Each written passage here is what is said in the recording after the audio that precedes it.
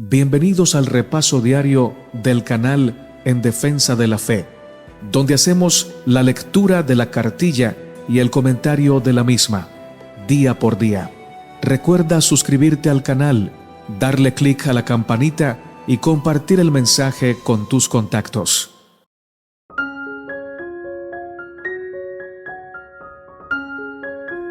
Vamos a orar para comenzar. Amado Padre que estás en el cielo, santificado sea tu nombre. Gracias, Señor, porque tu palabra es viva y eficaz. Gracias, oh Padre Celestial, porque tomas nuestra vida, la transformas y la llenas con tu Espíritu Santo para que podamos hacer tu voluntad y deleitarnos en tu santa palabra. Bendice nuestra mente, nuestro corazón, permítenos percibir la verdad que viene de ti al estudiar tu santa palabra. En el nombre de Jesús. Amén, Señor. Lección para el día domingo, 30 de enero. Un sacerdote en representación de los seres humanos. Leamos Hebreos capítulo 5, versos 1 al 10. ¿Cuál es el papel del sacerdocio? Y según este pasaje, ¿cómo cumple Jesús ese papel? El propósito básico de un sacerdote es mediar entre los pecadores y Dios. Los sacerdotes fueron designados por Dios para ministrar en favor de los seres humanos. Por lo tanto, debían ser misericordiosos y comprender las debilidades humanas. En Hebreos capítulo 5, versos 5 al 10, Pablo muestra que Jesús cumple perfectamente con esos propósitos. Dios lo designó, Hebreos 5, 5 y 6, y además Jesús nos entiende porque Él también ha sufrido, Hebreos 5, 7 y 8. Sin embargo, existen algunas diferencias importantes. Jesús no fue tomado de entre los hombres.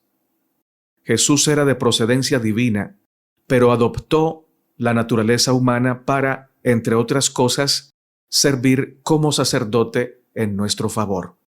Jesús no ofreció sacrificios por sus pecados, Hebreos 5:3, sino por nuestros pecados porque Él no tenía pecado, Hebreos 4:15, Hebreos 7:26 al 28. Hebreos dice que Jesús oró al que podía salvarlo de la muerte y fue escuchado, Hebreos 5:7. Hebreos se refiere a la segunda muerte, de la cual Dios libró a Jesús cuando lo resucitó, Hebreos 13:20. Hebreos también dice que Jesús por lo que padeció aprendió la obediencia, Hebreos 5:8. La obediencia era nueva para Jesús, no porque fuera desobediente, sino porque era Dios. Como soberano del universo, Jesús no obedecía a nadie, todos obedecían a Él. Los sufrimientos y la muerte de Jesús en la cruz son una parte esencial de su ministerio sacerdotal. Los sufrimientos no perfeccionaron a Jesús en el sentido de que haya mejorado moral o éticamente. Los sufrimientos no lo hicieron misericordioso. Al contrario, Jesús vino a esta tierra porque siempre fue misericordioso. Por eso tuvo compasión de nosotros. Hebreos 2:17. Lo que Hebreos quiere decir es que fue a través de los sufrimientos que la realidad del amor fraternal de Jesús, la autenticidad de su naturaleza humana y la profundidad de su sumisión como representante de la humanidad a la voluntad del Padre se expresaron y se revelaron verdaderamente. Fue perfeccionado en el sentido de que sus sufrimientos lo calificaron para ser nuestro sumo sacerdote. Fue su vida de perfecta obediencia y luego su muerte en la cruz lo que constituye la ofrenda de sacrificio que Jesús presentó ante el Padre como nuestro sacerdote. Domingo 30 de enero. Un sacerdote en representación de los seres humanos. Los sacerdotes ministraban diariamente en el lugar santo, mientras que una vez al año el sumo sacerdote efectuaba un servicio especial de expiación en el lugar santísimo para purificar el santuario. Día tras día, el pecador arrepentido llevaba su ofrenda a la puerta del tabernáculo y poniendo la mano sobre la cabeza de la víctima, confesaba sus pecados, transfiriéndolos así figurativamente de sí mismo a la víctima inocente. El conflicto de los siglos, página 413. Leemos del sumo sacerdote de Israel lo siguiente: llevará Aarón los nombres de los hijos de Israel en el pectoral del juicio sobre su corazón, cuando entre en el santuario por memorial delante de Jehová continuamente. Éxodo 28-29. Qué bella y expresiva figura es esta del amor inmutable de Dios por su iglesia. Nuestro gran sumo sacerdote, de quien Aarón era un símbolo, lleva a su pueblo sobre su corazón. Cristo, como el gran sumo sacerdote, al hacer una perfecta expiación por el pecado, se destaca solo en divina majestad y gloria. Otros sumos sacerdotes eran solo símbolos, y cuando Él apareció, se desvaneció la necesidad de los servicios de ellos.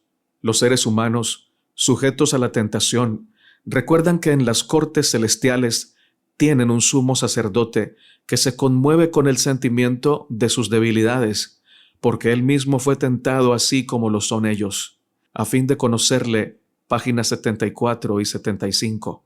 En los atrios celestiales, Cristo intercede por su iglesia, intercede por aquellos para quienes pagó el precio de la redención con su sangre. Los siglos de los siglos no podrán menoscabar la eficiencia de su sacrificio expiatorio. Ni la vida, ni la muerte, ni lo alto, ni lo bajo, pueden separarnos del amor de Dios que es en Cristo Jesús.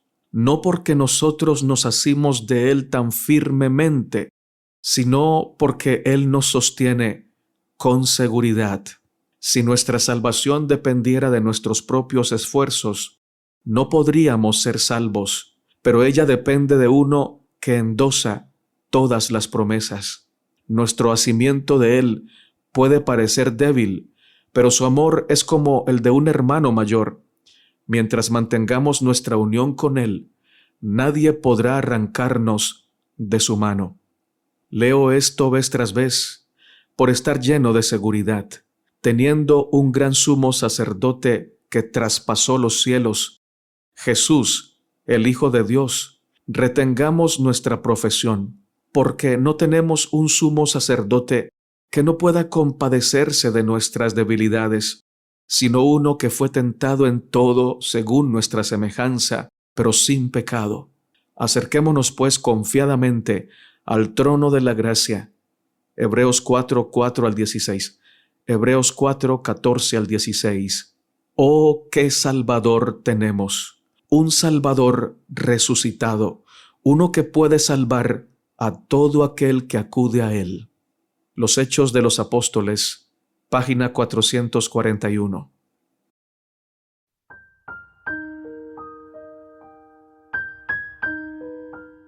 Hebreos 5:5-7 dice: Así tampoco Cristo se glorificó a sí mismo, haciéndose sumo sacerdote, sino el que le dijo: Tú eres mi Hijo, yo te he engendrado hoy.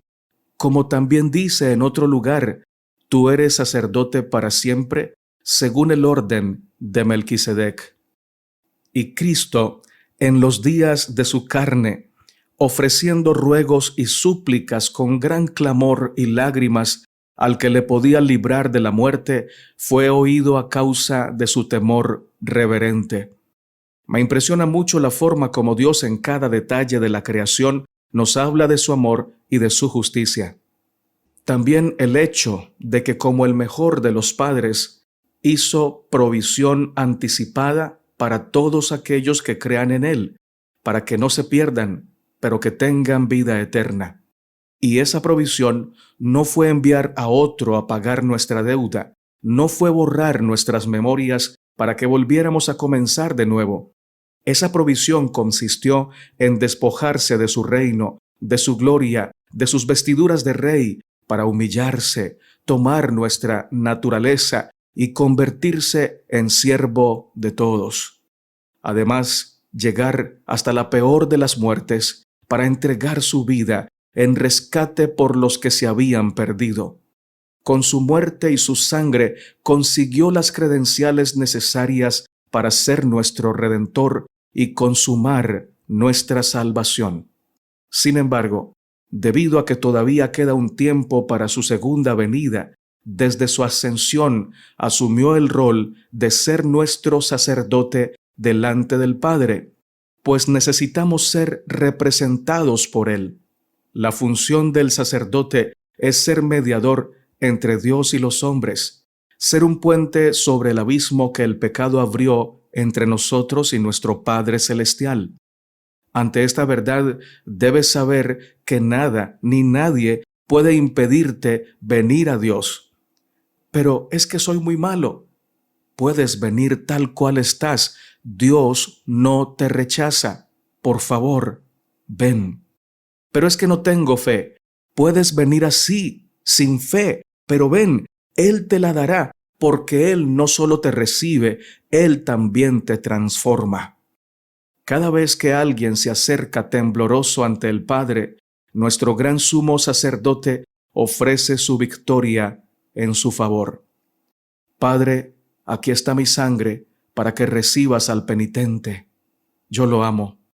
Y el Padre se goza en recibirnos en Cristo, porque también nos ama. Oh, cuánto amor, cuánta misericordia, cuánta riqueza de bondad.